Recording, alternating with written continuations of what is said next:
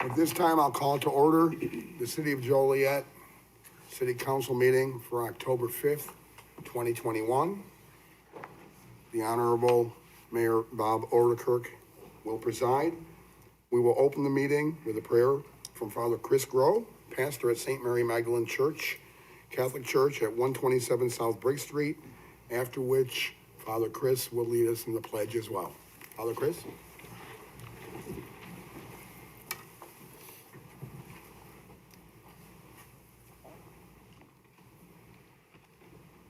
Let us pray. Almighty God, you bestow your gifts in abundance, and we are most grateful for all that you do each day. As we gather in your name, we ask your enlightenment, so that everything that is done this evening may be done with your inspiration and with your wisdom. God of wisdom and justice, through you all authority is rightly administered. Laws are enacted and judgments are decreed. Guide and support our mayor, the members of our city council, the city manager, and our city staff. Give them the strength to know your will so that all decisions may be pleasing to you. May their work be conducted with righteousness.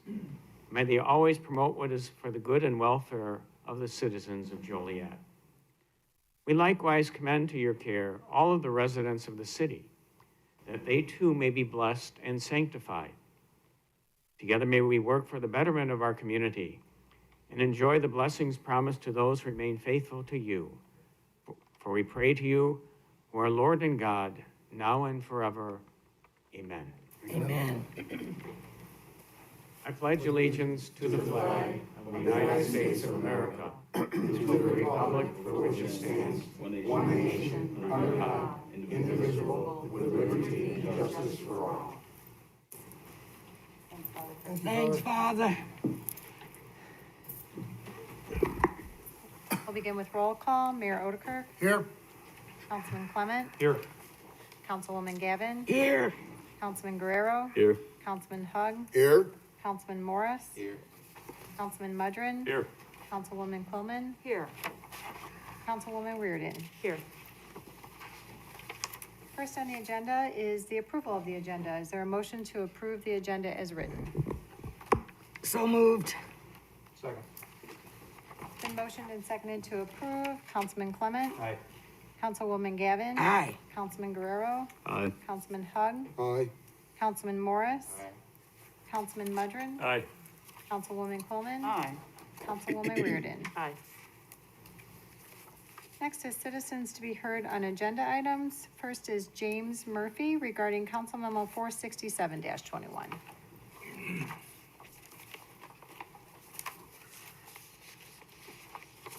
Good evening, Council. My name is Jim Murphy, and I'm here on behalf of PS Fuels, which is located on Jefferson Street. What is up before you tonight is the question of whether PS Fuels should be granted a BG liquor license. I know I've been here before with regard to that. I know that some of you have made certain determinations on what liquor licenses should be granted to gas stations. And yet some of you have also decided to grant a liquor license at least to one gas station, and that happened on September 21st with regard to Joliet Petroleum at 1415 Plainfield Road. I'd really like to talk to you and ask that you give, certainly those that voted for that, that you give the same consideration to PS Fuels, and that you also give the same approval to the PS Fuels. You have, and I've checked and taken a look at some of the differences between PS Fuels and the gas station on Plainfield Road. Some of the things are very similar in that they are both next to neighborhoods, residential areas. What may distinguish the two is the thought that there may be higher crime area along Jefferson Street. I have here, for anybody that cares to look at it, a list of the police calls that were supposedly made to PS Fuels. None of them have to do with PS Fuels in terms of bad conduct by PS Fuels. In fact, of 34 that are mentioned in the memo for the reasons for denial, 7 of them are traffic stops. 2 are accidents. 1 is a dog locked in a car. 1 is PS Fuels reporting that they've recovered a debit card that was stolen.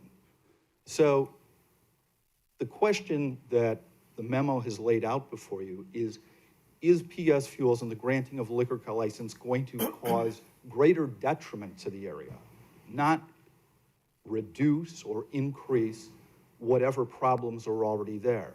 And we'd ask that you don't penalize a business owner for where they've decided to locate in Joliet. And you don't penalize anyone, a business owner or an individual, for the conduct of others. Because effectively, by denying PS Fuels a liquor license, in our opinion at least, we would say that is what you would be doing, because you have granted it to others that are not quite in the same situation, but you would be penalizing them not for the conduct of the applicant before you, but for conduct of others. Thank you. Thank you. Jordan Killian, Council Memo 466-21.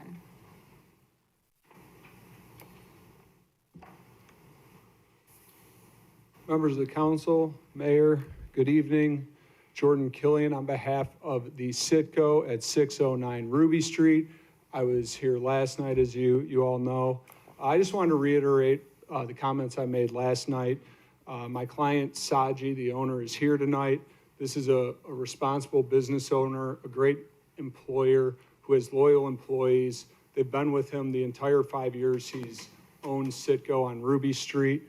Saji is a responsible liquor license holder in 5 other jurisdictions, a combined years of about 20 to 25 years of holding a liquor license, no issues. I would like to second what my colleague Jim Murphy just said in regards to, I guess, complaints of police activity at also at 609 Ruby Street.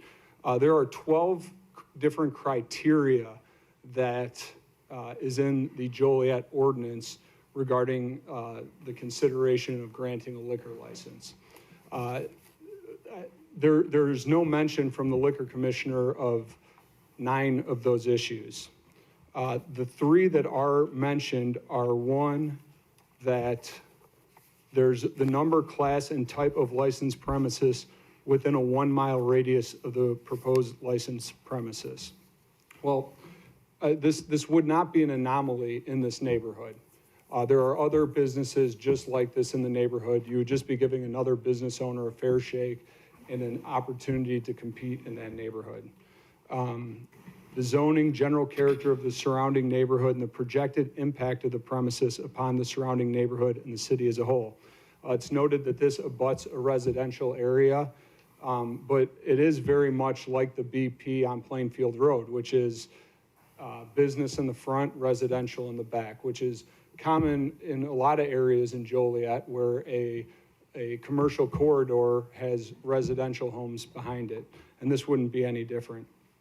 And I think there were 29 cited calls over the last year at the 609 Ruby Street Citgo location. Again, similar to what Mr. Murphy said about the other location, all of these had nothing to do with conduct of the people who run Citgo. And a business shouldn't be punished for either making a phone call to police if they're reporting criminal behavior or the general area where the business is located. It would seem counterintuitive to hamstring business owners with business opportunities just because of the specific area they're in. I also want to make a final comment about the fuel tax that's recently been imposed not only by Joliet, but also being contemplated or imposed by Will County. This hurts gas stations. This puts them at a very big disadvantage, specifically with a lot of the big competitors that they're up against. Allowing Citgo to have this license would give them a fair shake and combat some of the negative economic issues that they're facing because of the increased motor fuel tax. So I ask that you consider all these things, and again, if you have any questions or concerns, my client is here to address any of those issues, and I thank you for your consideration. Thank you. Kathy Spieler, Council Memo 467-21.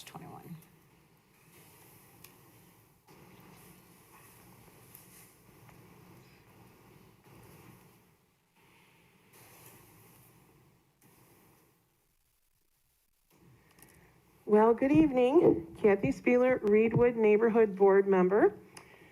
I've missed seeing everyone here. The pandemic's certainly taken a toll on attendance, that's for sure. Today, I'm here to talk to you about the PS Fuels at 928 West Jefferson Street.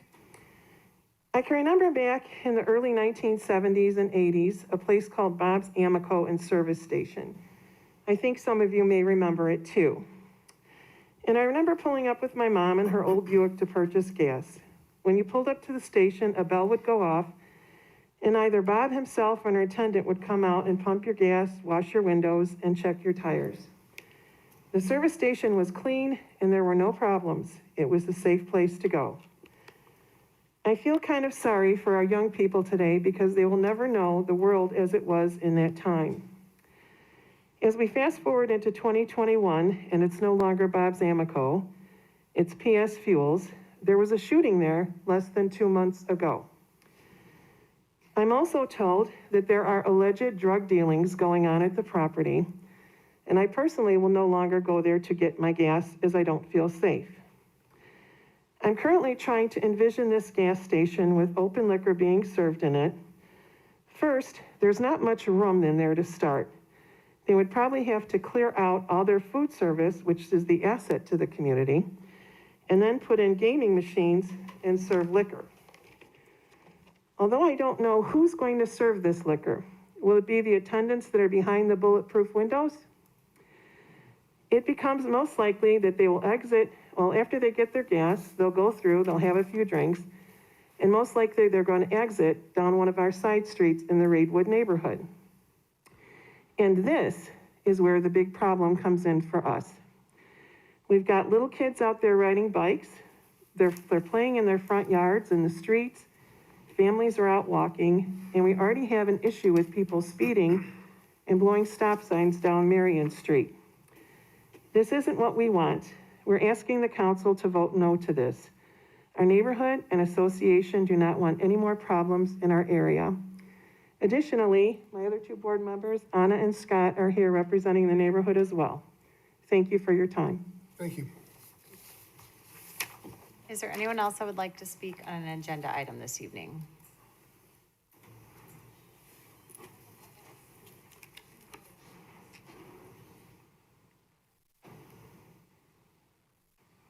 It's Kathy.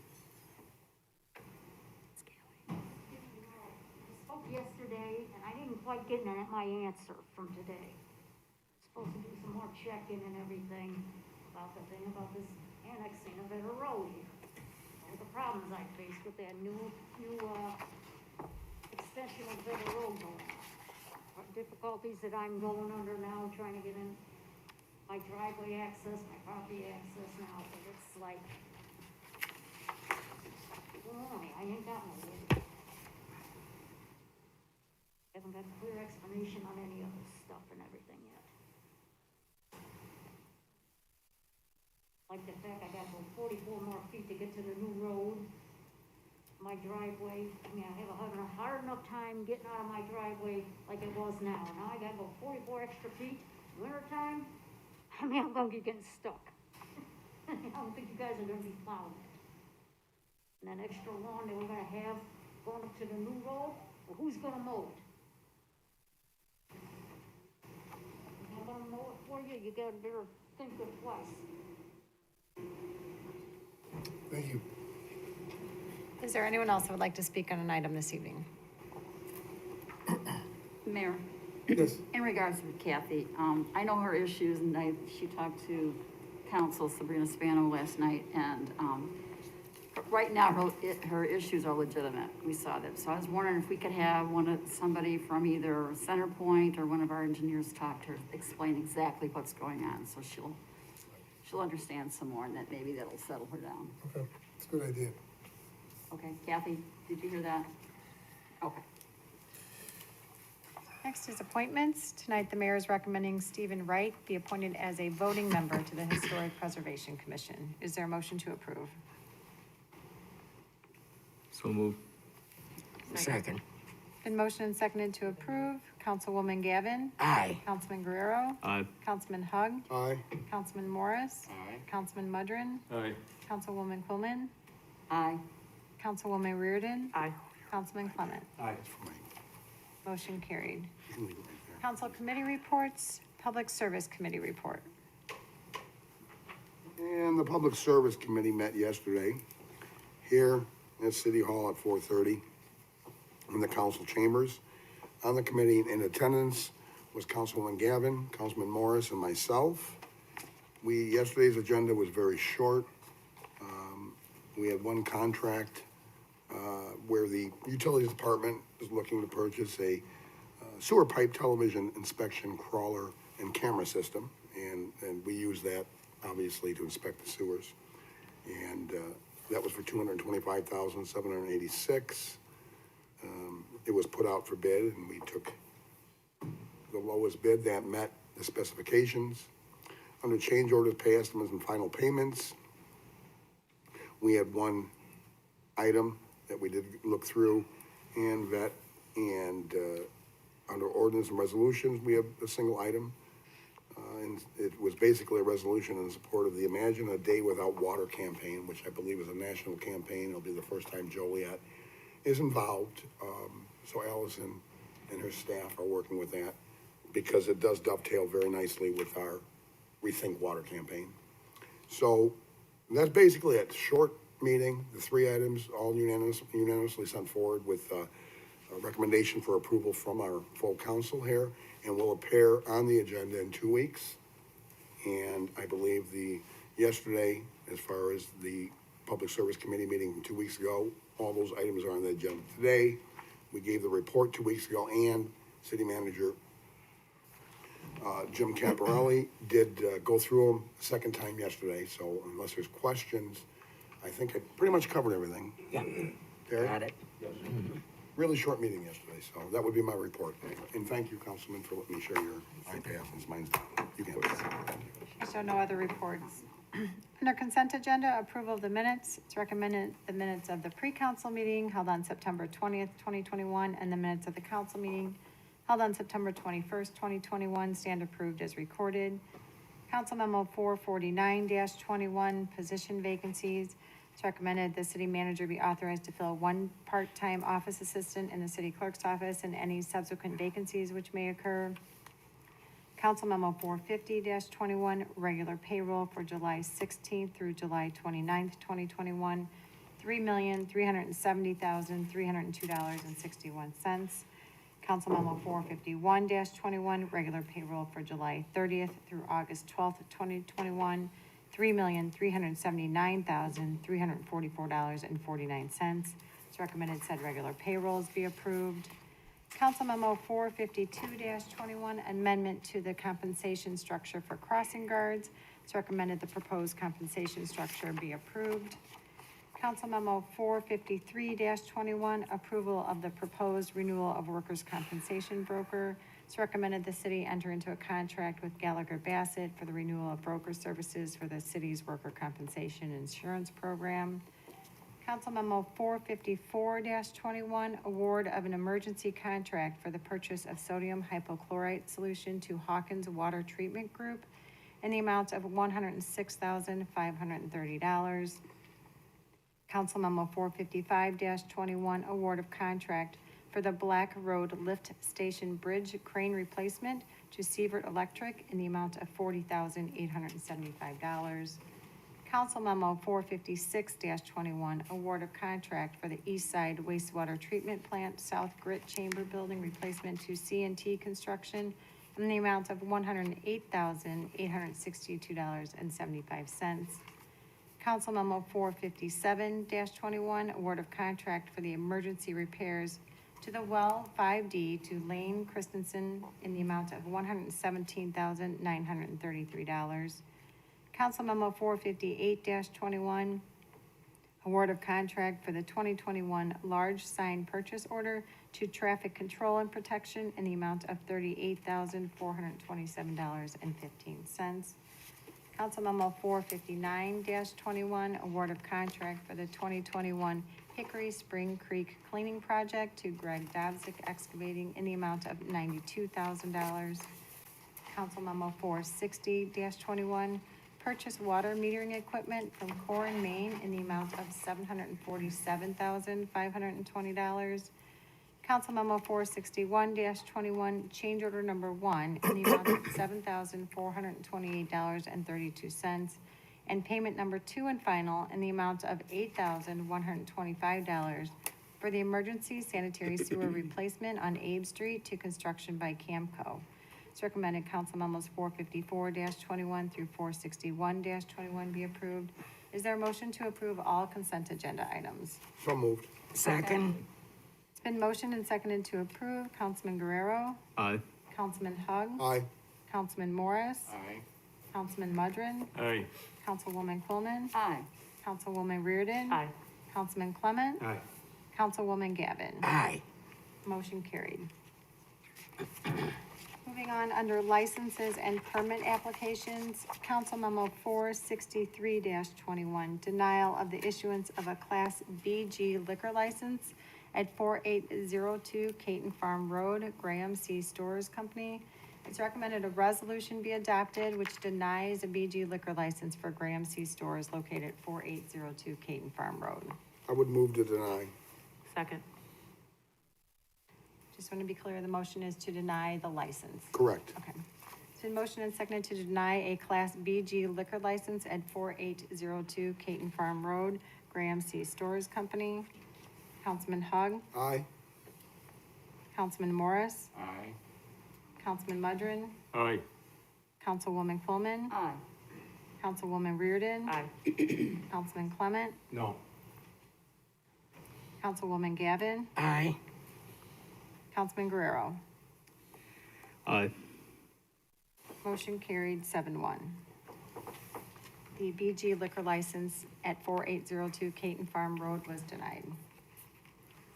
Next is Council Memo 464-21, denial of the issuance of a Class BG liquor license at 609 Ruby Street, Joliet, Sitco. It's recommended a resolution be adopted which denies a BG liquor license for Joliet, Sitco located at 609 Ruby. Move to deny. Second. I'm just gonna clarify that again, it's denying the license. So Correct. approving a resolution denying, so. Motion and seconded to deny a Class BG liquor license at 609 Ruby Street, Joliet, Sitco. Councilman Morris, Aye. Councilman Mudrin, Aye. Councilwoman Quillman, Aye. Councilwoman Reardon, Aye. Councilman Clement. Mayor, Yep. yeah, I mean, the horse is out of the barn on all these. I mean, it started with Thornton gas station. And we're gonna be right back here again. The Illinois State Liquor Commission Control is gonna order us to give these BGs. I know, I don't want these, but we're gonna be hitting this again. I just wanna make it clear, so I'm gonna vote no. Councilwoman Gavin, Aye. Councilman Guerrero, So preface it by, I'm in agreement with Councilman Clement on that grounds, but I do believe that in these cases, there are additional circumstances. We've heard, vocal opposition on the license here, and though I'm in agreement on principle, in this case, I would vote to deny. okay. Councilman Hug. Aye. Motion carried 7-1. So the Class BG liquor license at 609 Ruby Street, Joliet, Sitco was denied. Council Memo 465-21, denial of the issuance of a Class BG liquor license at 555 East Cass Street, Mobile Gas. It's recommended a resolution be adopted denying a BG liquor license for Mobile Gas located at 555 East Cass Street. So moved. To deny. Second. It's Been motioned and seconded to deny a Class BG liquor license at 555 East Cass Street, Mobile Gas. Councilman Mudrin, Aye. Councilwoman Quillman, Aye. Councilwoman Reardon. Aye. Councilman Clement, No. Councilwoman Gavin, Aye. Councilman Guerrero, Aye. Councilman Hug, Aye. Councilman Morris. Motion carried 7-1. A Class BG liquor license was denied for Mobile Gas at 555 East Cass Street. Council Memo 466-21, denial of the issuance of a Class BG liquor license at 1987 West Jefferson Street, Jefferson BP, YNZ Enterprises. It's recommended a resolution be adopted denying a BG liquor license for Jefferson BP, YNZ Enterprises located at 1987 West Jefferson Street. Motion to deny. Second. It's been motioned and seconded to deny a Class BG liquor license at 1987 West Jefferson Street, Jefferson BP, YNZ Enterprises. Councilwoman Quillman, Aye. Councilwoman Reardon. Aye. Councilman Clement, No. Councilwoman Gavin, Aye. Councilman Guerrero, Aye. Councilman Hug, Aye. Councilman Morris. Councilman Mudrin. Aye. Motion carried 7-1. Council Memo 467-21, denial of the issuance of a Class BG liquor license at 928 West Jefferson Street, PS Fuels. It's recommended a resolution be adopted which denies a BG liquor license for PS Fuels located at 928 West Jefferson Street. Move to deny. Second.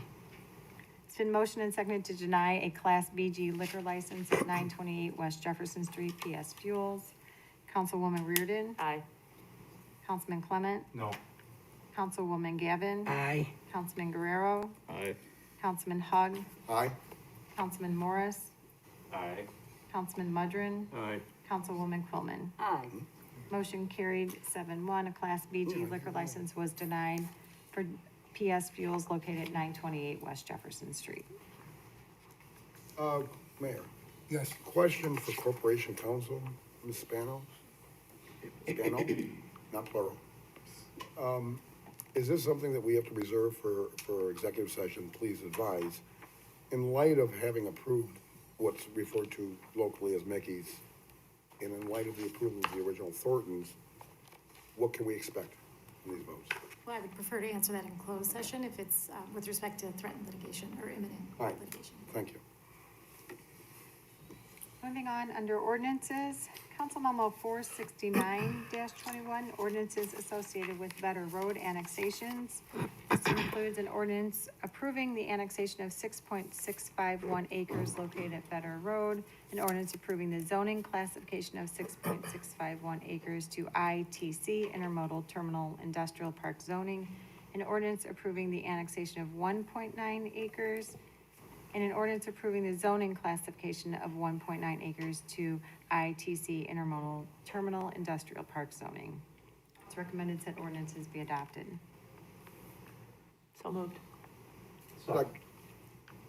Been motioned and seconded to approve. Councilman Clement, Aye. Councilwoman Gavin, Aye. Councilman Guerrero, Aye. Councilman Hug, Aye. Councilman Morris, Aye. Councilman Mudrin, Aye. Councilwoman Quillman. Aye. And Kathy, someone will be talking to you to get your problem solved, okay? Okay. Okay. Councilwoman Reardon. Aye. Motion carried. Under resolutions, Council Memo 471-21, adopt the countywide all hazards mitigation plan. It's recommended said resolution be adopted. So moved. Second. It's been motioned and seconded to approve. Councilwoman Gavin. Aye. Councilman Guerrero. Aye. Councilman Hug. Aye. Councilman Morris. Aye. Councilman Mudrin. Aye. Councilwoman Quillman. Aye. Councilwoman Reardon. Aye. Councilman Clement. Aye. Motion carried. Next is the city manager's report. Well, I'd just like to say again, thank you for all, the folks that put in hard work negotiating the contract. We, for the firefighters, we believe that we're going to be able to put that behind us here. So thank you for that authorization to move forward on that.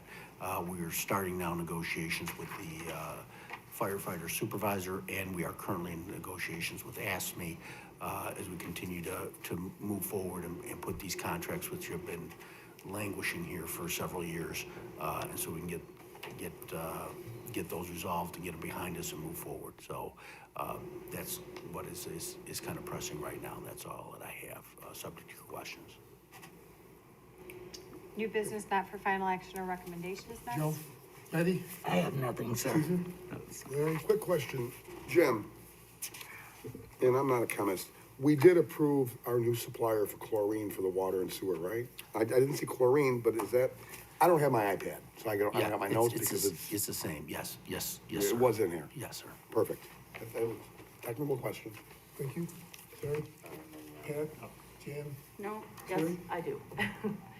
I don't know that this is new business, it's been around forever, the alley, once again.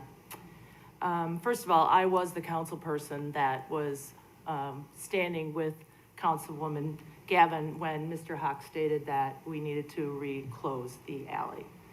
I rewatched the February 3rd Land Use and Legislative Committee for the second time today, just to really get a complete understanding of what was discussed.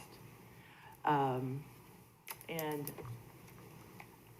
in light of Mr. Caparelli's comments, I'd like to make from last night, I'd like to make some comments myself.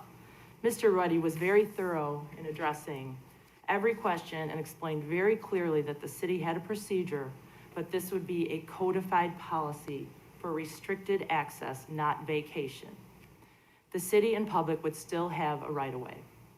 He explained the procedures that were currently in force. First of all, Public Works would review the request from the residents and to see if it was feasible to restrict the alley, meaning things like utilities, garbage, police and fire safety. If it was determined to be feasible, it would go on to the next step, which would be the city would request from the point of contact, meaning the residents' point of contact, to circulate a petition to the direct residents of the alley. If the majority would like to restrict the access, the next step would be taken. The next step, the city would send out a survey to the same residents, a short period of time given to respond in a private way so they didn't feel pressured by the petition and the persons of their neighborhood. And then if there was a majority, that would move to Public Service Committee to agree to move forward to the full council. Mr. Ruddy was also asked approximate cost, and he stated it was very minimal, about $400 to $500. The city has paid for it in the past because it was for public safety. Garages were broken into, there were robberies and other types of crimes. This was also discussed by the committee. Again, this is restricted access, not vacation.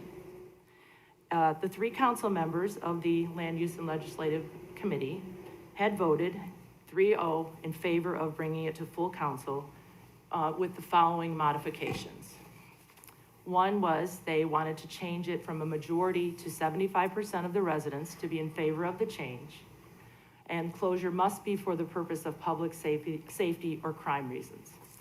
After conferring with Sabrina Spano to make sure this could be voted on and brought to full council with the modifications, Sabrina confirmed that it was fine to do.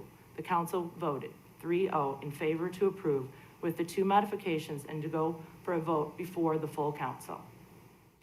This was vetted for quite a long time by the committee that day. One member stated such: Mr. Caparelli, it's my understanding that one of your duties is to fulfill the will of the council members of these committees by putting these decisions on our agenda. This matter was voted to bring to full council to either vote for or against one way or the other. I respectfully request in person, as I requested last week via email, for which I had no response, to get this policy put on the next agenda. I feel this has gone on long enough, and it's a matter of safety for our residents. Thank you. Oh, I do have new business. So quick update on the water issue. Yesterday, I took a tour with a number of other mayors, city managers, and water department personnel from the various towns and villages that are considering partnering with us on the water detail. We went, took the trip that most of us had taken up to Chicago to, for the Eugene Sawyer purification plant. Many of the same people who greeted us and gave us a tour were on hand, along with Mayor Lightfoot. I was with Allison Swisher and again, a number of other mayors.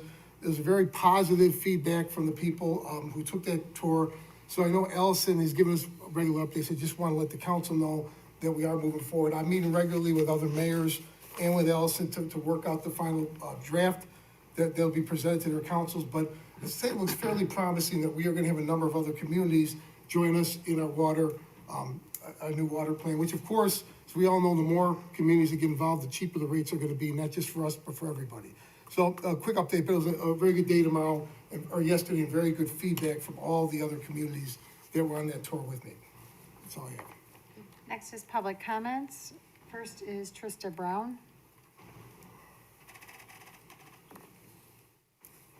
Good evening. My name is Trista Graves Brown of Speak Up. I'm here in support of the voices of the families of the loved ones that was found in the river. And also in support of Robin Anderson concerning her daughter, Raven, that was found 2 bodies in the Riverwalk. I have been concerned over the last 6 months as I read the newspaper headlines about another body found in the river. 6 bodies at my last count. Instead of the paper reporting who these people are, the reporters echoes the police department refrain of ruling out foul play. All these people cannot be jumping in the river without anyone else seeing it or no cameras catching it unless the cameras are not working. The bridge walk is left open for so many years that even toddlers could wander by and fall in. The security cameras obviously doesn't work, because if they did, we would know if these people were willingly went into the river or if someone led them there. I am not saying that this is a race related, but the bodies found have been Black and no investigations have been done. 2 of the bodies, Raven Littlejohn and Terrence Pierce, was found at the Riverwalk, a death trap. Raven was found in someone's apartment, and Pierce was found in a hallway. After speaking to residents and supervisors at Riverwalk, there have been many concerns about security. When the police are called, they are hesitant to respond, said a supervisor at Riverwalk. It seems as though the police think it's not their responsibility to serve and protect the residents of this complex. How would they respond if this was not a low-income community? What I'm asking is, can we investigate these deaths the same way we would have if a non-Black resident was dying from an opiate overdose? Thank you for listening to my concern. Thank you. Robin Anderson. Hi, everybody. First time doing it, and I am the mother of Raven Littlejohn. And I'm really disappointed in the city of Joliet.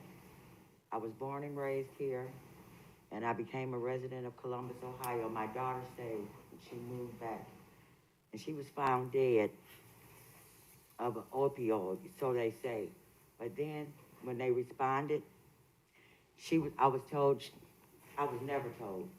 They called the ex-boyfriend that was 2 years ago, and he called me and gave me the coroner's number, and I had to call the coroner. Was told it was an accidental overdose, but when I found the circumstances around her death and how she was found and the way that she was found, and they could only tell me accidental overdose, she was found in a man's apartment, a bra, no panties, no shirt, no shoes, no socks, nothing but her state ID and her asthma inhaler laying next to her. They never didn't want to perform a rape kit. Her dad had to go to the coroner's office and ask for one to be performed because of the way she was found. And they never found her clothes, her shoes, her socks, her pants, her panties was never found. And I talked to at the table, and I asked him what was going on with this case, and he told me that we don't know what these people are capable of. They probably hid her clothes because they hid all of those items to hide a crack pipe and a crack bag because they were hiding. Even more reason to investigate and say foul play. But they say no foul play.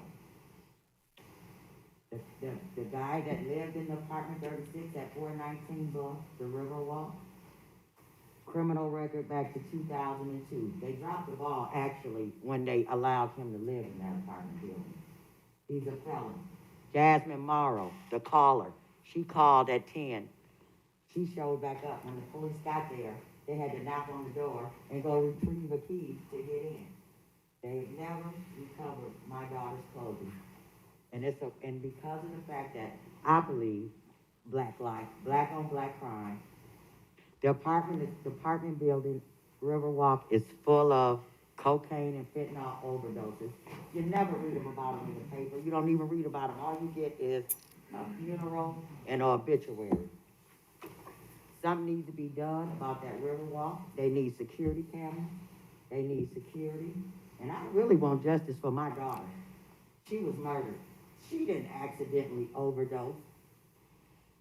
There's no way she's in a man apartment, don't live there, security building, in and out, and you can't find her panties, her pants, her shoes, her shirt, and her socks, and you say she accidentally OD'd, and the people that was there were so high, they didn't know what they were doing. Known felons, criminal record.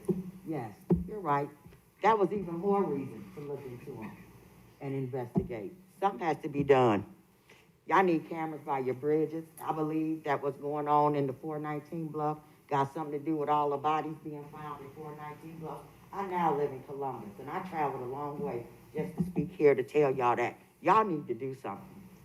It's horrible. And I truly got to have justice for my daughter. The police won't investigate. They can't be stupid. Everything that they walked into, first thing you should have did was a rape kit. See what's on her pants. I'm looking at the pictures. Her face is swollen. She's laying there, just bra, panties, naked in a man's apartment in the government building, cameras coming in. They call you, you're not there. Something is wrong here. Something is very wrong. Thank you. Thank you. Doris Jones. Good evening, everyone. I'm Raven's godmother. And yes, something really has to be done with the cocaine and fentanyl for these apartments. Because if you guys look at these pictures, she was a mother, she was a wife, she was an auntie, she was a cousin, she was a friend, and we need justice and something to be done about this investigation. And they didn't investigate, nothing. Everything was foul play. I watched too much First 48 to know what's supposed to be done at a crime scene. People show back up, they don't take them in to question them about anything. The person that called to say something happened in that apartment building shows back up. She should have been taken down to the police station and asking more. What about the cameras coming in and out? You know, they just threw her away like she's nothing. Like she's nothing. She's somebody. She's my goddaughter. And the way they left her like that with no concern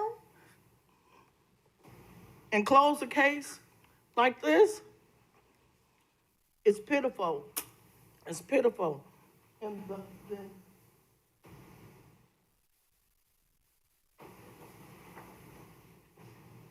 I wrote the names of the officers that handled the case. Do you see how many was there? How many showed up? and still nothing was done. All the officers, no, this is the wrong one.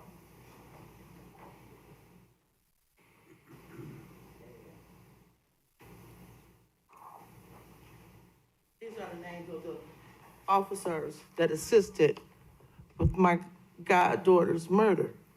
And it was murder. Cause it's too much foul play.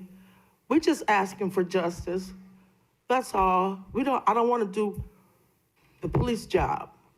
And then they close the case without even doing the rape kit, and I feel that it's rape and murder.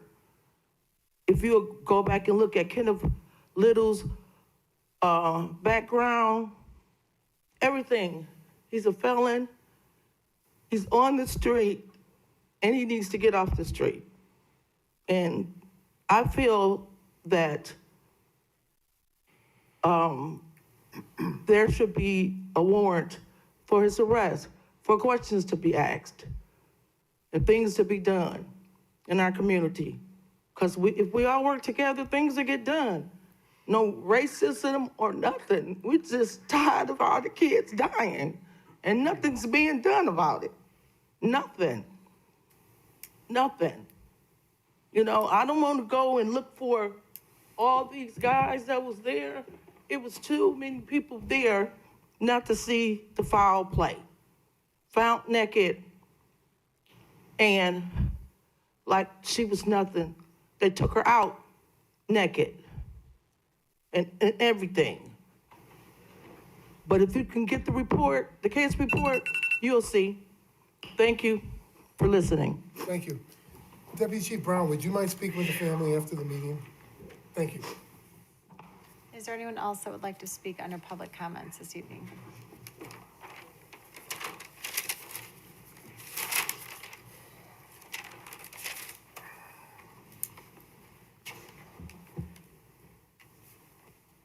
Good evening, Mr. Mayor, City Council. I would first like to publicly thank my District 4 Councilwoman, Betty Gavin, for standing up to the town bully last night. Everything she said last night concerning the alley was the truth.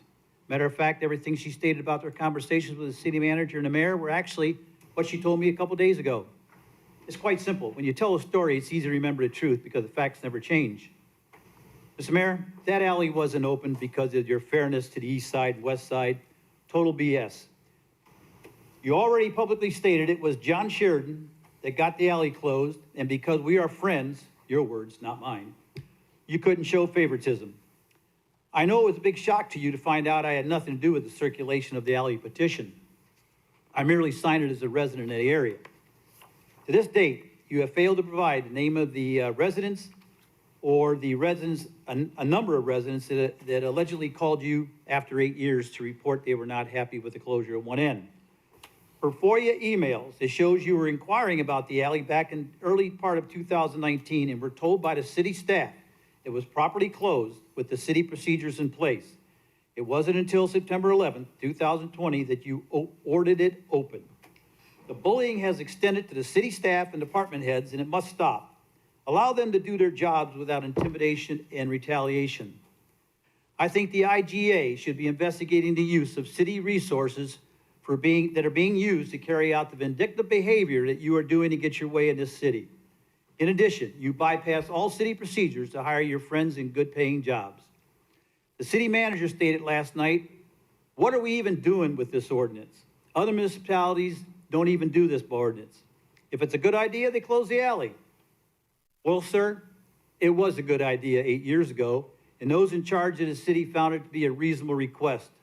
And they used the city policy that was in place to close it on the one end. This is not a policy to vacate a public alley. So your threats of charging people $100 on their water bill is nothing more than intimidation tactic. If you would have done your due diligence and reviewed the discussion that took place in the February 3rd legislative meeting, you would have seen that 98% of your concerns were openly discussed and vetted at the meeting. So in reality, there is no need to send it back to committee because it passed 3-0 to send it to full council for approval. And I agree with everything Councilwoman Reardon said tonight. The city manager also made a statement, he is sending it back so you guys can figure out a policy. Well, you guys did make an ordinance out of the 20-year policy. It was placed on February 3rd. Mr. Mayor, you made a statement last night that everyone needs to be treated the same. I expressed to the city manager. The city manager did not respond.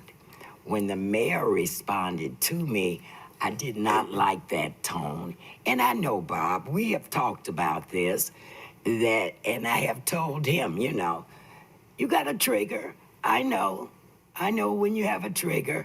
And sometimes I don't think that he realizes the tone that he uses. But I just wanted, I sound like your wife, I know. But the man is a good guy. But my thing was that I'm not going to be ignored or disrespected or bullied. And that was it for me.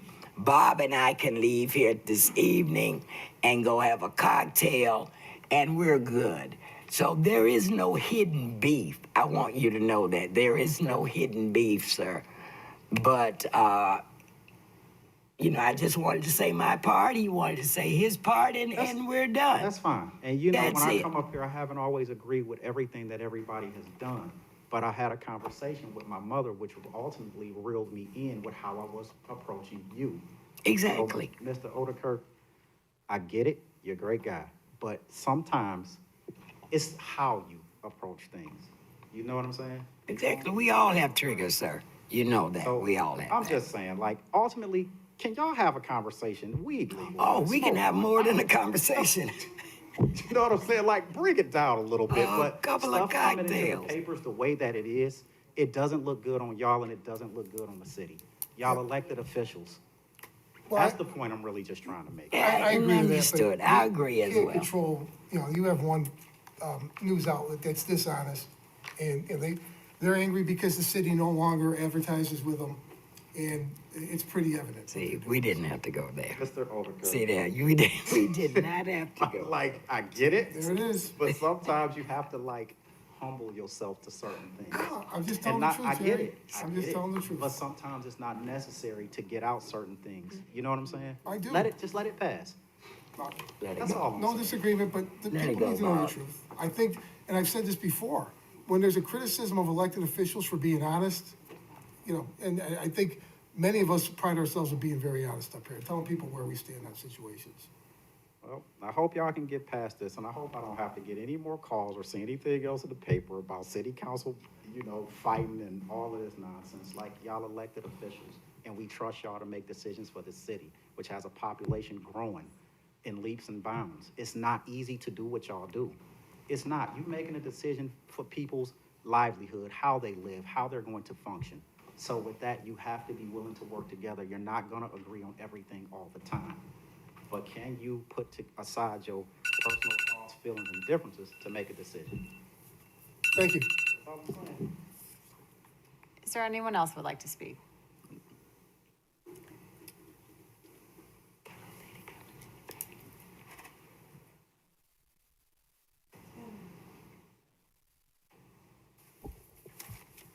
Hey, Mayor and Council, Mary Beth Gannon, 903 Western Avenue.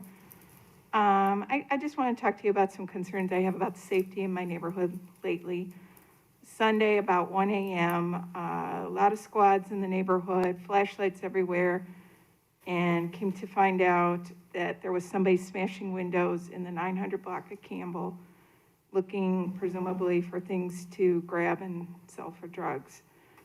It finally ended with a perp being caught in the backyard of the widow who lives across the street from me. At 1 a.m., he was headed toward her back door to try to come into her house. I never expected something like that to happen in my neighborhood. You can call me Pollyanna, naive, whatever, but my neighborhood is changing, and it's not changing for the better. This comes on the heels of 2 shooting incidents in the 500 and 600 block of Campbell last week. I have 2 friends who live over there. One's recovering from surgery and one can't be here because of his work schedule. But they said there's constant problems over there. There's empty houses there and a lot of problems with some of the neighbors there. and safety issues. But the thing that really surprised me the most was last week finding out that supposedly 2 cars full of gangbangers shooting at each other by St. Paul the Apostle School. This is my children's school. I went to St. Paul.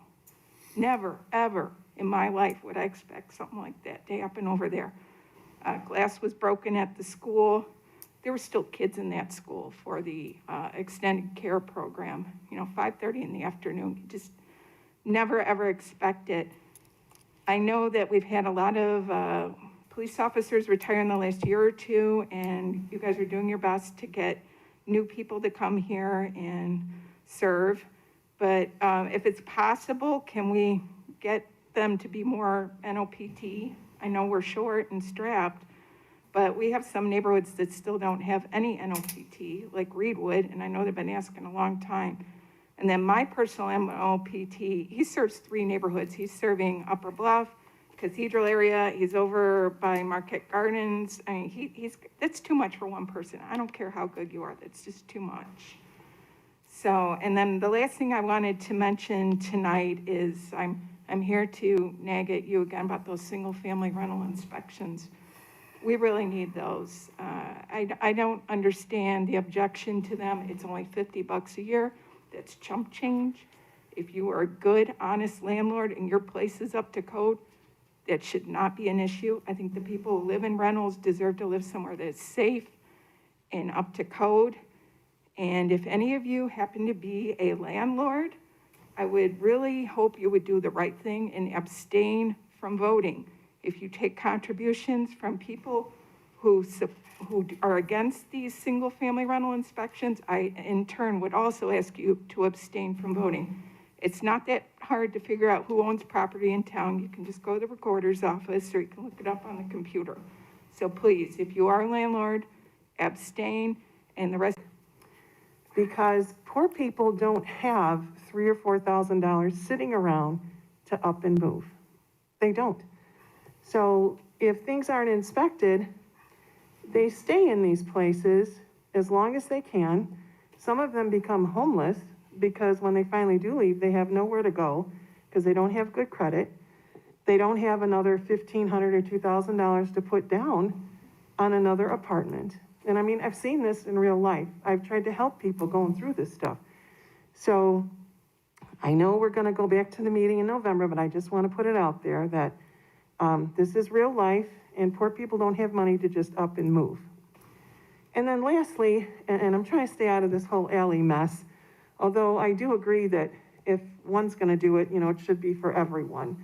So if on the east side, west side, whatever, but I know everyone's been getting along better, but last night, it's kind of like you went on the attack towards Bob, and I think that's why he responded as such. When you said about his tone, I was listening in the meeting at home, and your tone sounded kind of harsh too. So I think that it's good that you two have made amends and are working together. But like Jerry said, the rest of us, listening to it, we don't want it to start up again. Things have been going good for the last year, so hopefully it can stay that way. Thank you. Thank you.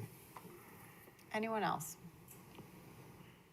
Next is mayor and council comments. Joe? Betty? I got nothing. Caesar? Larry? Yes. I would make a motion that the city strike the word alley from the dictionary. I don't want to hear it anymore. Break it up for a vote. Mrs. Anderson, I'm talking to you as a dad, not as a councilman, a dad to a mom, because the deputy chief will speak with you. And yes, your daughter Raven was somebody and did matter, okay? And I think that, and I think any decent person thinks that, and you have my deepest condolences. It's never natural for a child to go before us. So you have my deepest condolences and my prayers. Pat? Jan? Not to hit a sore subject, but have we heard anything about the bridge on Jefferson Street? Because it's October and it's not done. Right. Surprise, Surprise, as Gomer would say. It's supposed to be done at the end of October, Councilman. Oh, really? Of course. All right. So, we just got correspondence from them not that long ago saying. Well, to a similar point, I think we finally did see some progress on the Senor Tequila property, so at least one thing is Yes, moving. finally. We did, yes. I make a motion, we strike 2 more words from the dictionary. What, Senor Tequila or the bridge?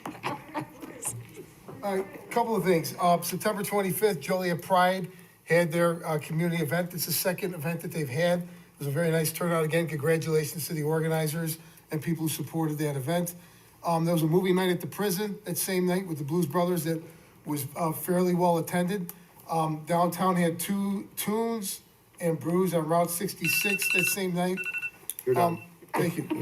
Earlier that day, myself and Councilwoman Quillman attended an event at the Slovenian Women's Union. Slovenian's Women's Union, thank you. There were officials from Slovenia that were in town as well as the ambassador of Slovenia in Chicago.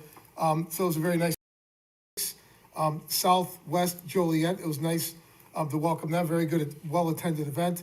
The next day at BioLife had a ribbon cutting at Larkin and Theodore. That's at the old Cub Foods property or next to the old Cub Foods property. It was one of the bigger ribbon cuttings I've ever been at since I've been elected mayor. So they're very well attended. Welcome BioLife to our community. And then finally, I'd like to congratulate firefighter Matt Fleck. He's a recipient of the Firefighter of the Year award that was handed out today. I know a number of council people were at that event, but congratulations to firefighter Fleck and of course Chief Blasky and Chief Carey. And that's all I have. I do think we have executive session tonight. Is that correct? Correct. Is there a motion to go into closed session to discuss personnel, collective bargaining, land acquisition or conveyance pending or threatened litigation, after which the meeting will be adjourned? So moved. Second. Been motion and seconded to approve. Councilman Guerrero. Aye. Councilman Hug. Aye. Councilman Morris. Aye. Councilman Mudron. Aye. Councilwoman Quillman. Aye. Councilwoman Reardon. Aye. Councilman Aye. Clement. Hi there. Aye. Councilwoman Gavin. Aye. Motion carried.